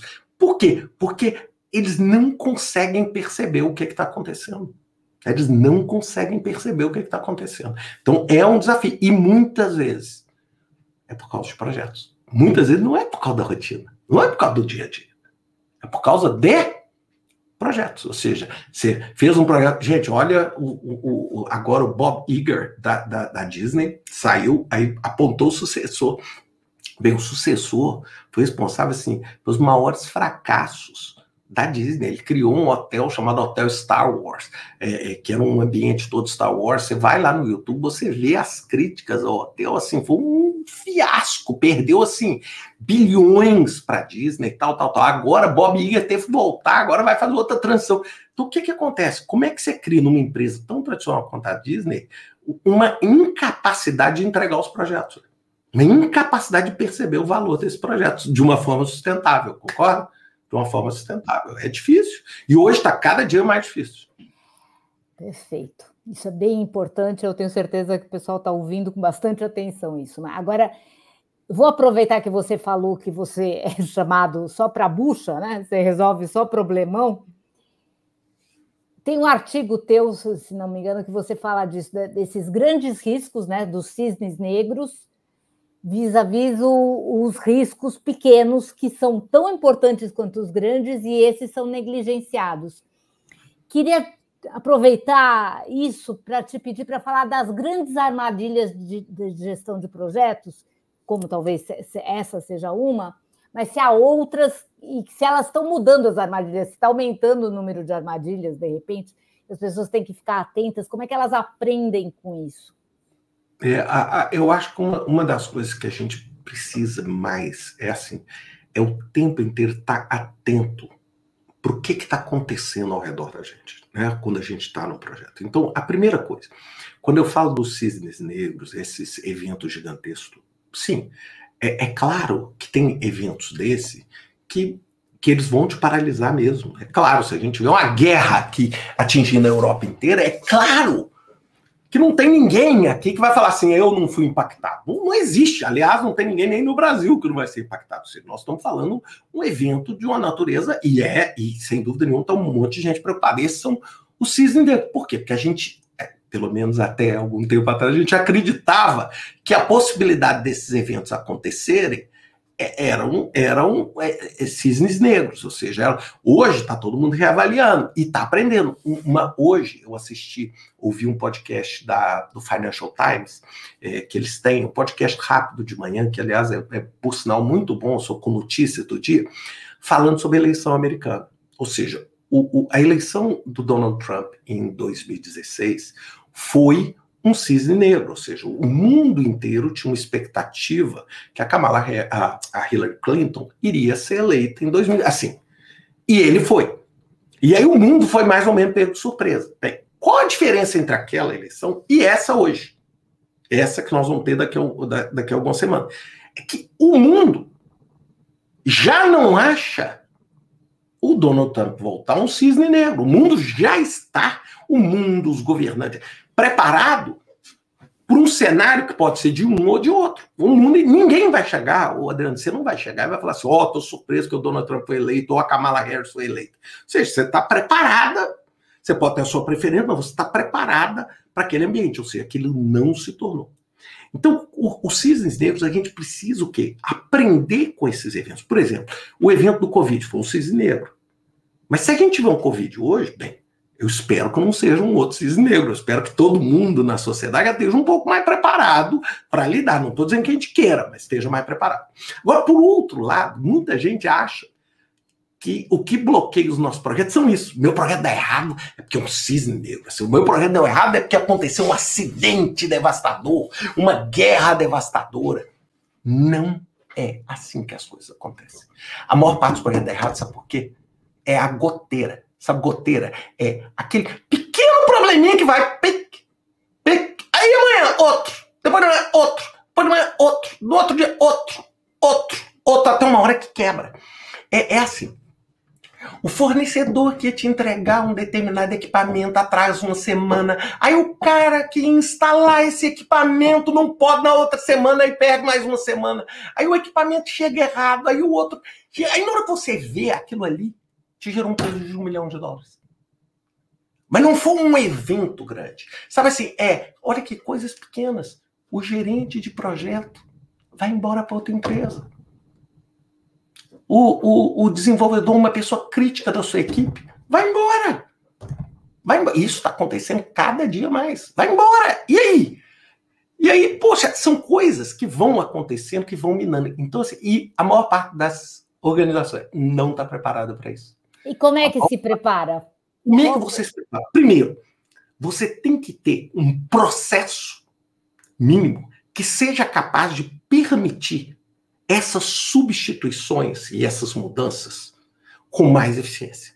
Você tem que criar mecanismos de incentivo para que essas pequenas metas sejam cumpridas. Por exemplo, bonificação por sucesso de projeto, para a pessoa ficar no projeto assim, sabe? Se você ficar até o fim. Fornecedor. Eu te pago 10, mas se você me entregar até aqui, eu te pago 1 a mais para você de bônus. Se você atrasar, eu te pago só 9. Você vai criando incentivos na cadeia de valor. Para quê? Para estimular um determinado comportamento. Porque, Adriana, todo mundo trabalha por incentivo. Todas as empresas trabalham por incentivo. Se você colocar um incentivo certo, do jeito certo, você consegue. O grande problema é que a gente não quer criar esses incentivos, mas quer o resultado. Gente, o tempo inteiro... Olha, eu fiz um trabalho quando eu estava na Brightline, que é um think tank do PMI, com a BCG, com a Lee Hatch Harrison, e uma das coisas que a gente fez foi um negócio chamado People Manifesto, falando sobre o comportamento das pessoas na transformação e nos projetos. E aí, um dos princípios que a gente colocou é assim: people act on their own best interest. Adriana, people act on their own best interest. As pessoas, na hora que nós escrevemos isso e publicamos, as pessoas que falaram, então você está querendo dizer que as pessoas são egoístas? Eu falei, as pessoas agem de acordo. Adriana, se você trabalha na MIT Sloan Review, é porque é bom para você. Porque senão você não estava aqui. Eu estou dando essa entrevista porque é bom para mim. E outra coisa, até se eu decidir doar a minha herança para outra pessoa, é porque é bom para mim. Vai me deixar mais feliz, vai me deixar mais realizado. Não é só o incentivo financeiro. Então, o que eu preciso? Eu preciso entender que as pessoas estão fazendo isso o tempo todo. Então, se você cria um ambiente de projeto na sua empresa, onde as pessoas chegam e veem que essa equação não está valendo a pena, o que elas fazem? Elas vão encontrar uma equação que vale a pena em outro lugar. É por isso que o turnover é tão alto. Olha o que está acontecendo na OpenAI. Gente, eu gosto de usar o exemplo da OpenAI. A OpenAI, dos 10 fundadores, 10... Só tem 2 hoje. O Sam Altman e acho que o Greg Brockman, se não me engano. 8 saíram. Gente, uma empresa novíssima. Então, o que acontece? Imagina, hoje está uma dúvida enorme, assim. E aí? O OpenAI está tendo uma crise de liderança. Perceberam? Por quê? Porque é difícil, porque as pessoas fazem essa conta o tempo todo. E isso muita gente não percebe em projeto. E como projetos são super complexos, e projetos são super estressantes, você ainda tem esse fator. Aí a pessoa chega e fala assim, minha equação não fecha. Eu, para ter essa pressão para entregar isso tudo, para ter isso tudo, e não ter o reconhecimento, não é financeiro, mas não ter o outro lado que equilibre isso, não vale a pena para mim. E isso, olha, Adriana, acontece todo dia.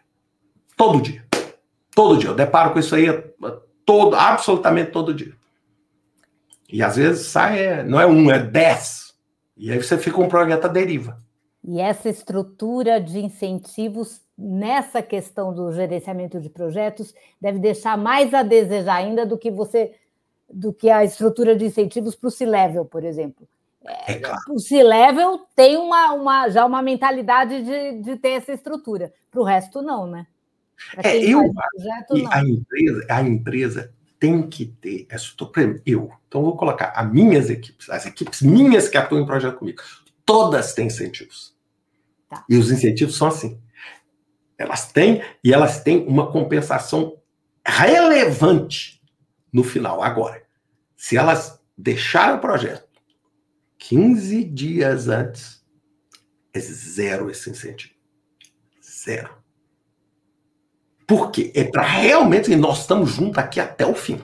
Porque é muito fácil você ficar bem na hora que as coisas começam a piorar, você fala, outro, eu brinco, tem muito gerente de projeto que é especialista em iniciar projeto. Inicia o projeto, aí na hora que o projeto começa a ficar difícil, porque iniciar é fácil, concorda comigo, Adriana? Iniciar um projeto, você senta lá, faz uma reunião, distribui um monte de camisa, fica todo mundo feliz, vamos fazer um projeto de AI aqui, vamos.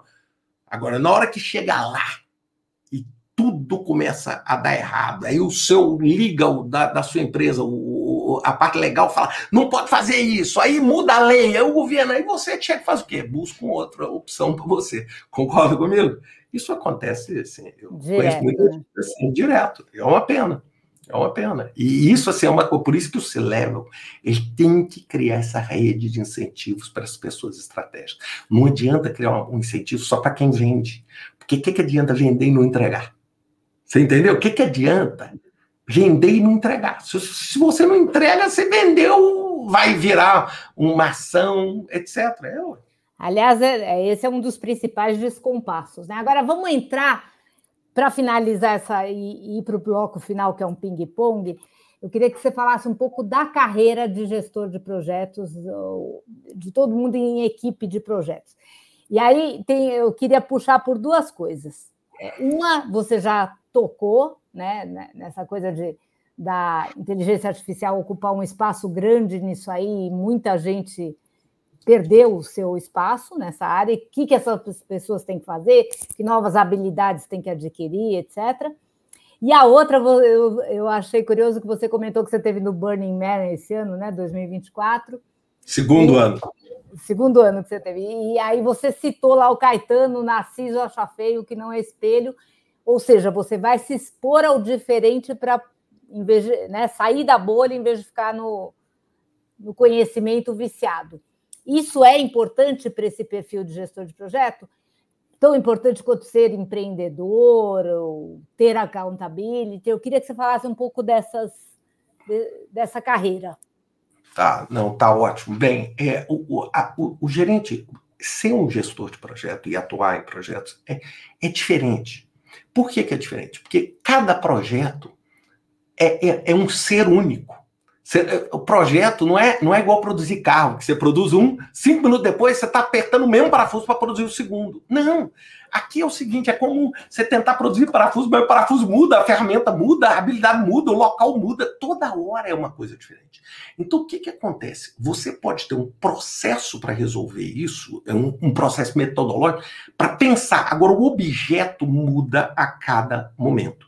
E uma das características mais fundamentais, assim, eu não vou nem discutir a característica, assim, de accountability, ética, esse tipo de coisa, porque isso, para mim, eu não estou nem discutindo aqui, porque isso é tão óbvio que, assim, se você não tem ética e não tem compromisso, bem, aí você não pode nem trabalhar em lugar nenhum, fazendo nada. Não é em gerenciamento de projetos. Bem, agora, uma coisa que é muito importante para o gerente de projeto é uma capacidade que ela ou ele tem que ter de ver o problema de ângulos diferentes, de ter uma visão mais holística do problema, de pensar em formas de resolver o problema de uma forma criativa. E a criatividade, ela funciona, Adriana, quando você é exposto a coisas diferentes. Uma coisa assim, muito importante é o seguinte, eu falo isso assim, como é que você quer experimentar coisas novas assim, e pensar diferente se você está sujeito sempre à mesma coisa? Imagina que você, e o homem adora isso, porque o homem adora encontrar o caminho mais provável. É por isso que a gente gosta de sempre no mesmo restaurante comer sempre a mesma comida, sai sempre com a mesma pessoa. Você vai lá e tem um armário com 50 roupas, mas você usa sempre as mesmas 5. Por quê? Porque isso simplifica a sua vida e te dá uma trilha para seguir. Só que qual que é o grande problema? Essa trilha só leva para um lugar. Aí quando você tem um problema que gera uma disruptura, como por exemplo a AI, o que a maior parte das pessoas que estão nessa trilha falam? Você não vai dar em nada. Isso aí é igual o metaverso que veio ontem, amanhã ninguém está falando. Isso aí é igual não sei o quê. Até o dia que explode uma bomba. Gente, o presidente da Ucrânia, o Zelensky, até 2 dias antes da Rússia invadir, fala, não, isso aí é só uma pressão política. Gente, eu lembro disso como se fosse hoje. Então, assim, o que acontece? Então, você precisa sair disso. E aí entra a minha coisa, que assim, que eu acho que é um problemão que a gente tem. A gente acha que o aprendizado e o conhecimento, ele dá só numa linha. Uma das coisas que mais me ajudou, e um dos motivos pelo qual eu fui para a ONU, é assim, Adriano, eu fui para a ONU para ganhar muito menos do que eu ganhava. Eu saí do Brasil, fui morar em Copenhague, que era onde era a sede dessa operação. Aí muita gente pergunta, mas qual o sentido? Sabe qual o sentido? É entender as coisas de uma forma diferente. Sabe por quê, Adriana? Eu fui no Afeganistão, eu fui no Iraque, eu fui no Sudão do Sul, eu fui em Mianmar, eu fui no Haiti inúmeras vezes. Ou seja, eu fui lá. Então, assim, eu já fui em Gaza inúmeras vezes. Então, assim, quando você vai falar em Gaza, hoje está todo mundo dando palpite sobre o conflito de Israel e Hamas. Eu já estive lá. Sabe assim, eu já estive lá, eu tô falando assim, eu sei a complexidade, aquilo ali são milhões de layers de complexidade, é muito fácil você ver só na superfície. Só um minuto. Um segundo. Tá, fica tranquilo. Eu tô só voltando aqui.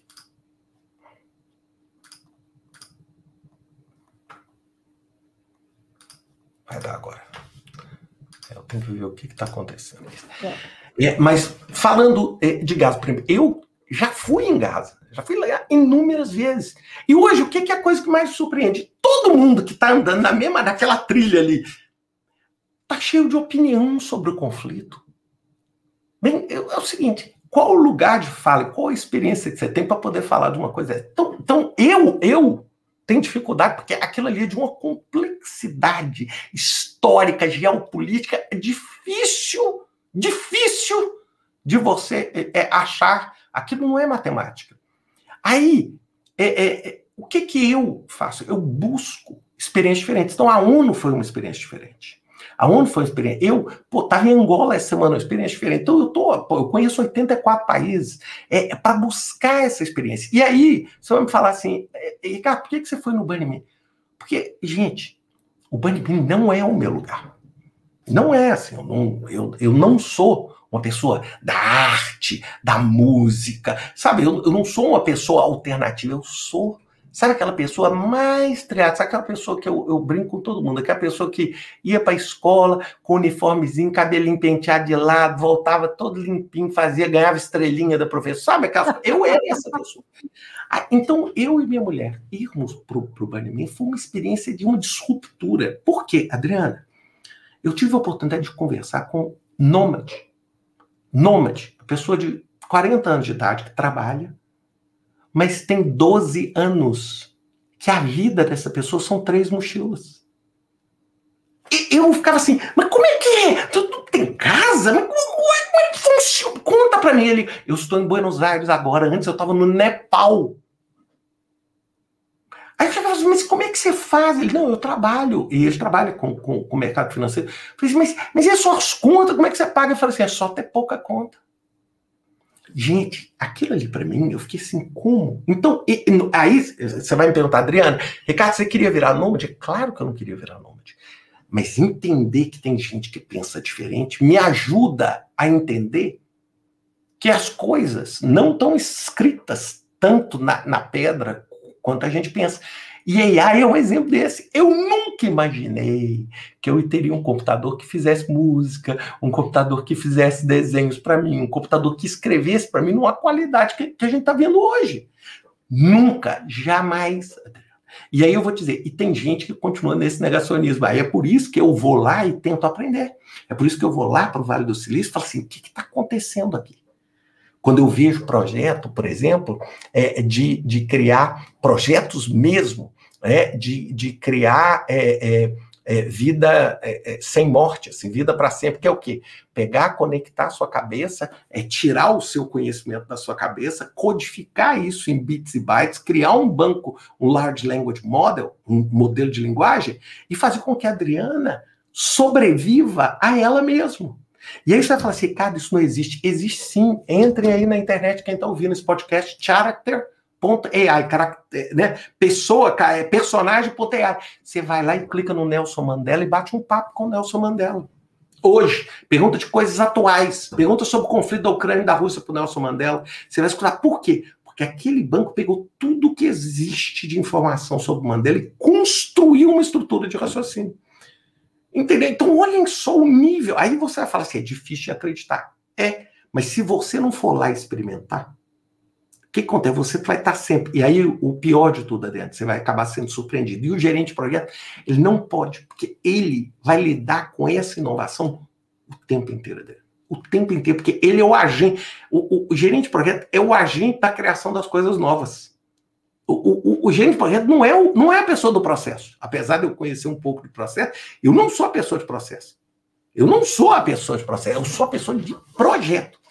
Eu não sou a pessoa de ir lá e falar assim, nós temos que produzir 100 carros por dia. Aí você vai lá, cria conforme dá para sair 100 carros. Eu acho isso lindo, mas eu não sou, eu sou assim. Eu preciso criar um novo carro. Como é que é? Qual vai ser o tamanho do pneu? Como é que é? Da onde vai vir o pneu? Qual fornecedor de pneu? Onde? Como é que vai chegar? Mesmo nós vamos montar, fazer uma linha de montagem, como? Como é que sai mais pneu lá do outro lado? Mais carro lá do outro lado? É isso. E para isso você tem que pensar diferente. Você tem que pensar diferente. Ou vocês acham que a Tesla criou o carro elétrico do acaso? É um pensamento disruptivo. Quer dizer, na verdade, já são as características, não é daqui para frente, para o que virá, que precisa adquirir essas características. Devia ser desde sempre desse jeito. Devia ser desde sempre. o que está mudando agora é a velocidade. É porque antes é assim. Adriana, você aprendeu alguma coisa, agora pode sentar, relaxar, porque agora só vai mudar daqui a 10 anos. Tá. Entendeu? Só vai mudar daqui a 10 anos. O que não é verdade, entendeu? Porque hoje... Peraí, Ricardo, volta a câmera. Volta a câmera. Que coisa essa câmera. Mas assim, o que eu estou colocando é o seguinte, quando você tinha uma perspectiva de 10 anos, dava tempo, Adriano, de você falar assim, aprendi, agora eu vou surfar nessa onda aqui 10 anos. Eu lembro do meu pai formou, aí arrumou um emprego, ficou 30 anos trabalhando, aposentou, olha que coisa assim, sabe, estável e tal. Hoje não existe isso. Hoje não existe isso. Hoje nós estamos falando sobre AI, eu garanto que daqui a um ano nós vamos estar falando de computação quântica. Eu tenho certeza que vai mudar tudo de novo. Entendeu? E nós vamos estar falando de wearable, nós vamos estar falando de um telefone celular, medindo sua pressão, seu pulso, sua glicose, fazendo tudo, avisando o médico. Você fica com o coração em paz com isso? Porque um monte de gente fica muito nervosa com isso, e aí tem problemas de ansiedade, depressão, tudo que a gente está vendo. Você lida bem com isso pessoalmente? Médio. Eu lido bem em algumas coisas, não tão bem em outras. Assim, tenho horas que eu vejo coisas acontecendo que me dão um susto. E eu falo, Adriana, são coisas que me dão um susto muito mais no futuro da sociedade do que em mim mesmo. Assim, eu tenho uma vida ótima. Assim, minha vida, mesmo com AI, com sem AI, assim, eu já tenho uma vida consolidada, assim, sabe, assim, eu não vou passar fome, sabe assim, eu tô falando assim, eu já tenho uma carreira muito sólida, muito consolidada, ou seja, já construí a minha vida. Mas quando eu penso na sociedade, aí é um pouco mais complexo, porque eu acho que muita gente vai sofrer uma disruptura e muita gente vai sofrer uma disruptura pela qual ela não esperava. E eu não estou falando aqui gente pobre que mora na comunidade. Não. Estou falando gente que está na empresa, que está lá na sede, no 18º andar, no ar-condicionado, trabalhando. Ou seja, essas pessoas ainda não entenderam o tanto que isso pode abalar. E isso me deixa muito aflito. Porque acho que por causa da onda eu vi tanto conflito, eu estava lá na época do Estado Islâmico, tanta coisa ruim acontecendo, e assim, quando você cria uma coisa onde esse tecido social rasga, sabe assim, o tecido que estrutura a sociedade rasga, bem, aí as coisas ficam muito mais complicadas, entendeu? Ou seja, quando esse pacto da sociedade se quebra, ou por causa da tecnologia, etc., aí nós vamos ter uma disruptura no qual pode ser imprevisível. E isso é que me deixa inquieto, muitas vezes. Eu também concordo. É que se a gente ficar pensando muito nisso, paralisa, né? Não faz nada, porque... Por isso que a gente tem que estar preparado. É lógico, eu não sou uma pessoa que fico imerso em informação, etc. Eu busco me informar, mas eu busco tentar um equilíbrio, porque se você fica... igual, já viu quando você tem uma tragédia, você fica na televisão, Adriana, vendo a tragédia o tempo todo? Você se sente mal, 2 dias depois você tá mal. Então, assim, infelizmente, parece que a gente tem um vício nesse tipo de coisa, né? Tanto que as notícias que são manchete, elas são sempre notícias ruins. É muito difícil ter uma manchete boa. A maioria é morte, é desgraça, é tudo. Então, acho que parece que existe esse alimento, esse, vamos dizer, sadismo que a gente tem hoje. E quando a gente pensa dentro do ambiente de projeto, do ambiente corporativo, quando a gente olha para a volatilidade que a gente tem pela frente aí, muita gente fica com esse sadismo, assim, o mundo vai acabar, etc. Bem, o mundo pode acabar por inúmeras coisas, mas a gente é resiliente, nós estamos aqui há muitos e muitos anos, e nós somos a raça que dominou, então, bem, a gente tem que ter alguma característica de vantagem, uma capacidade de adaptar. A gente só não pode ficar parado ou negacionista, assim, negando que isso está acontecendo, né? Assim, sabe? Negando que, não, nada está acontecendo, até o dia que bate na sua casa. É igual a Blockbuster, né? Assim, não, esse negócio de streaming não é nada, isso aí é só uma moda. A Blockbuster não existe mais. Perfeito. E eu acho que isso vai acontecer numa escala agora potencial com a AI.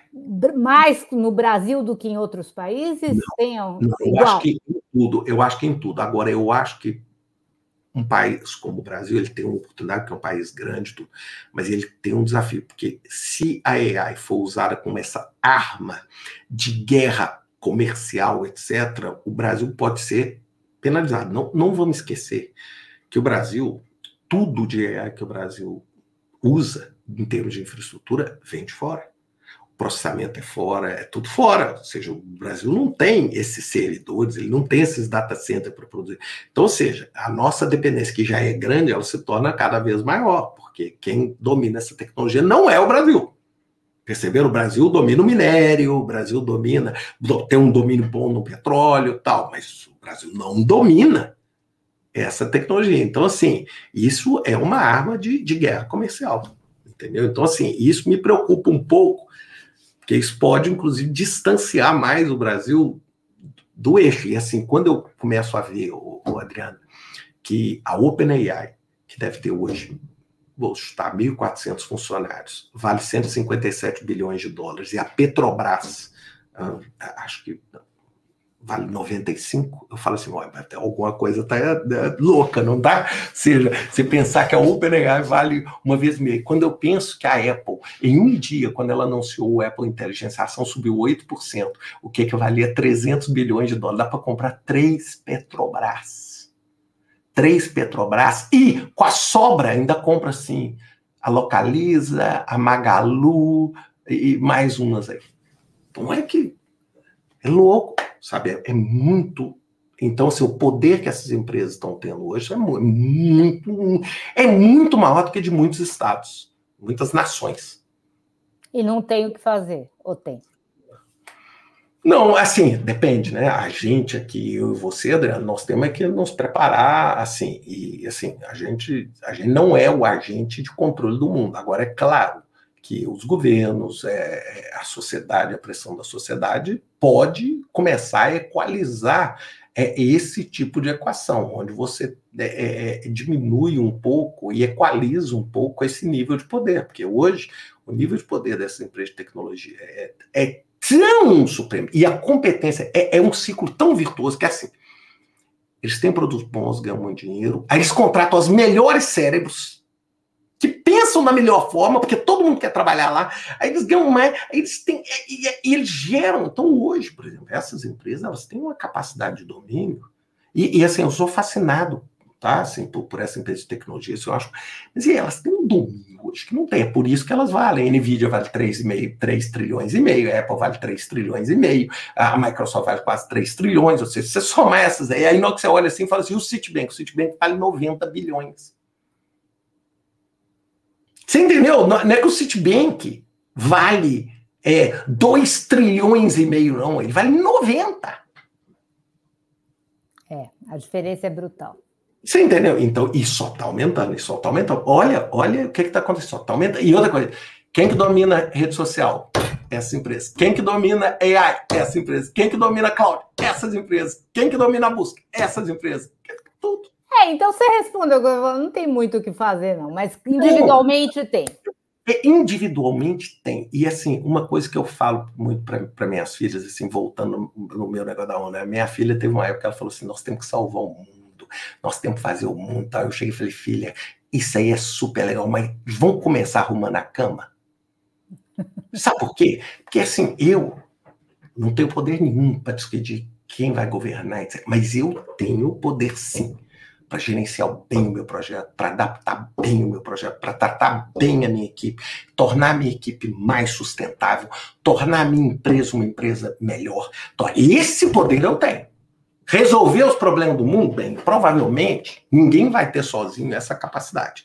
Mas você tem na sua parte. Isso não te exime de fazer a sua parte, sabe? Assim, mais ou menos isso que eu quero, e é o que eu faço. Se eu durante meus 5 anos lá na onda, eu resolvi? Não, mas eu ajudei dentro do que eu pude fazer, entendeu? Dentro do que eu pude fazer. O saldo foi positivo. Perfeito. Vamos para o nosso ping-pong rápido aqui para conhecer um pouquinho. Eu puxei as perguntas que normalmente a gente faz para os convidados para o campo do gerenciamento de projeto. Então, em geral, eu pergunto um livro que você gosta. Eu queria saber um livro que pode nos ajudar a entender melhor gerenciamento de projeto? Um livro que pode nos ajudar? Olha, eu ia sugerir, talvez, o livro A Meta, só para ser diferente, do Goldratt, que ele mostra como, quando você põe foco, direciona e mostra claramente a prioridade onde você quer chegar, sua chance de atingir isso mais rápido aumenta violentamente. Esse é um clássico. Perfeito. Você tem vários livros publicados. Você trata os seus livros como um projeto? Claro! Isso, eu não trato só os livros, eu trato quase que a minha vida como um projeto. Viagem, por exemplo, você foi para Angola, é projeto. Viagem, livro, vídeo no YouTube, etc. Lógico, eu não estou dizendo que eu faço tudo para todos, mas a mentalidade é de projetos. Sempre. Sempre. Seleção brasileira de futebol, você é ligado em futebol, não? Eu sou pouco, assim, pouco. Eu gosto do campeonato, mas eu entendo um pouco. Pode fazer essa pergunta. Não, eu ia perguntar se está faltando gerenciamento de projeto, porque a gente vai de mal a pior, né? Eu acho que está faltando propósito. Não é gerenciamento de projetos e nem talento. É propósito. É porque, infelizmente, na minha visão, o futebol ele se desvirtuou. Ele virou um grande negócio. E o que eu não sou contra. E aí esse negócio desvirtuou o que é o senso de nação dentro de uma competição e o que é vestir a camisa do país, etc., como eu via quando eu era criança. Ou seja, virou um grande business. Ou seja, eu vou escolher quem vai estar na seleção porque o passe da pessoa vai aumentar, e aí o cara, o agente, ou não sei o quê. Ou seja, aí você tira o espírito pelo qual o futebol foi construído. Eu acho que quando você botar esse senso de propósito, porque talento no Brasil, eu não tenho dúvida que a gente tem. E organização para gerenciar projeto, temos? Eu acho que nós estamos melhorando muito. Não vou falar. A seleção eu conheço pouco, mas no Brasil, eu acho que nós estamos melhorando muito. Eu acho que nós estamos melhorando muito. O desafio é muito grande, mas nós estamos melhorando muito. Eu ia te perguntar se tem algo de brasilidade, alguma brasilidade que favorece ou desfavorece, você também pode falar isso, o gerenciamento de projeto. Tem uma, que é a nossa capacidade criativa. O brasileiro é criativo. O brasileiro é uma pessoa capaz de improvisar, o que ajuda demais quando você tem um cenário instável. Quando você tem um cenário, sabe, é mais ou menos assim, você está andando no seu carro estraga, você rapidamente é capaz de, assim, pegar um chiclete, colocar ali no motor, aprender e botar seu carro para andar e seguir. Coisas que outras sociedades têm muito mais dificuldade de fazer, de pensar fora da caixa. Só que essa nossa facilidade, ela vem acompanhada de um problema. É que como essa nossa facilidade é tão boa, a gente muitas vezes... Um minutinho. Agora deu uma congeladinha. Como a nossa facilidade para fazer isso, ela é muito grande, o que acontece às vezes? A gente relega o planejamento, a gente não planeja. É mais ou menos esse mesmo motorista, sabe, assim, que foi lá e colocou chicletes, aí no dia seguinte, em vez dele comprar um arame, ele comprou outra caixa de chicletes, entendeu? Ou seja, o improviso vira a regra. Mas eu acho que é essa habilidade, e é uma coisa que é um ativo na minha vida, que são a questão do jeitinho brasileiro que a gente fala, tal, o que ajuda demais quando o inesperado acontece. Eu acho que isso é uma coisa e é um ponto muito positivo, se bem usado. Por isso que tem brasileiros que são talentosíssimos. O brasileiro tem um conjunto de executivos, um conjunto de profissionais de nível, assim, mundial. Assim, eu já trabalhei com pessoas no Brasil que são absolutamente brilhantes. Brilhante em qualquer parâmetro, para qualquer lugar do mundo. E mesmo nessa era de tecnologia, elas estão acompanhando o que está acontecendo e copiando antes. Ô, gente, peraí, eu já vou colocar aqui. Não sei o que é aqui. Elas estão acompanhando, estão preparadas e estão muito a favor. Gente, o ecossistema de startup no Brasil, o ecossistema de venture capital no Brasil, pô, é lógico, você vai falar é igual ao americano? É claro que não. É difícil comparar, porque o dinheiro é outro. Mas, assim, nós temos muita coisa, nós temos muita gente boa em tecnologia no Brasil. Muita gente. Perfeito. A última coisa, uma frase ou uma palavra que te inspira na gestão de projetos ou em relação a projetos. Assim, eu acho que a frase é uma frase do Luiz Fernando Veríssimo, que para mim tem sido a frase, vamos dizer, mais na minha cabeça nos últimos anos. Ela fala o seguinte: quando a gente acha que tem todas as respostas, a vida vem e muda todas as perguntas. Entendeu? Assim, e eu acho que esse tem sido o lema. É assim, na hora que você acha assim, agora eu sei que o caminho é esse, a pessoa fala, não, mudou o caminho de novo. Então, assim, e eu acho que essa é a natureza hoje de projetos da vida, e por isso que ser gerente de projetos é uma coisa que eu sou apaixonado, é porque as coisas mudam. Os projetos que eu fazia 5 anos atrás são diferentes dos projetos de hoje, que vão ser diferentes de amanhã. Então, assim, essa certeza da mudança. Então, a gente tem que também ter humildade para saber que na hora que você descobrir a resposta, alguém vai lá e vai falar que a pergunta é outra agora. E isso te deixa mais leve para encarar essa volatilidade? Me deixa mais leve e mais consciente de que isso não é uma característica minha, de que isso é uma característica do mundo, que não sou eu o premiado. Que assim, da mesma forma que eu estou vendo assim, Adriana, você está e todo mundo que está nos ouvindo aqui está também. Sentindo essa mesma ansiedade. Eu acho que a gente precisa ser adaptável para viver assim. Nossa, eu vou adotar essa frase para mim também do Veríssimo, porque é perfeito.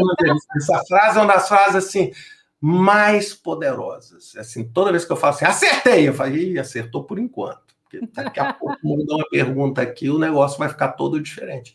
Então, isso vai me estimulando, mas é difícil, assim. Gente, a vida é complexa, né? A vida é complexa, as empresas são complexas. A gente tenta simplificar o máximo que dá, mas cada dia mais complexo. Tem um limite. Tem um limite. Cada dia é mais complexo. A gente só tem que viver assim, sendo positivo, né? Sendo positivo. Tem muita coisa boa que E não acreditem em quem diz que é simplésimo, né? Não acreditem.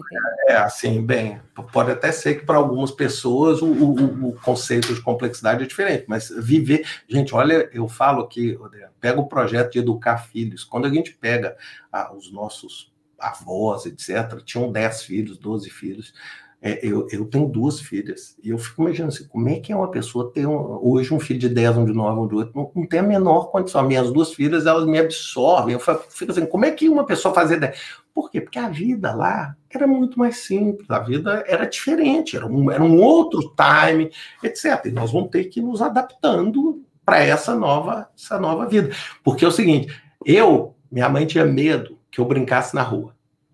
Eu com as minhas filhas, tinha medo das minhas filhas dentro do computador. Hoje, as pessoas que estão tendo filhos aí pequenos estão preocupados não com o perigo de alguém na internet, é o perigo do seu filho ou da sua filha criar um amigo virtual e passar a apaixonar e ter um relacionamento com um chatbot, que não existe. E olha, isso não está tão longe.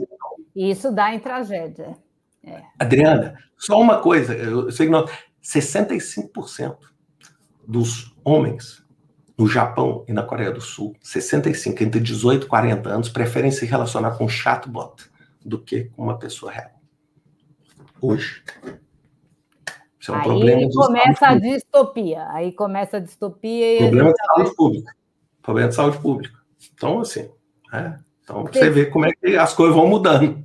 Bom, apesar desse tom assim meio tenebroso no final, a entrevista foi maravilhosa. Acho que todo mundo vai começar a olhar para projeto de outra maneira depois dessa conversa. Todos que nos acompanharam. Quero agradecer demais, Ricardo. Você sempre, essa aula, sempre tão generoso. Ricardo também ativíssimo nas redes sociais, lá no LinkedIn. Acompanhem lá que ele vai explicando mais economia de projetos. É muito legal, eu sempre vejo. Então, obrigada. Eu que agradeço. Obrigado. E, vamos... Gente, a gente tem o poder de fazer muita diferença. muita diferença dentro do nosso ambiente. Ou seja, eu acho que tudo isso aí que a gente discutiu são oportunidades que a gente tem de se adaptar e de achar o nosso caminho.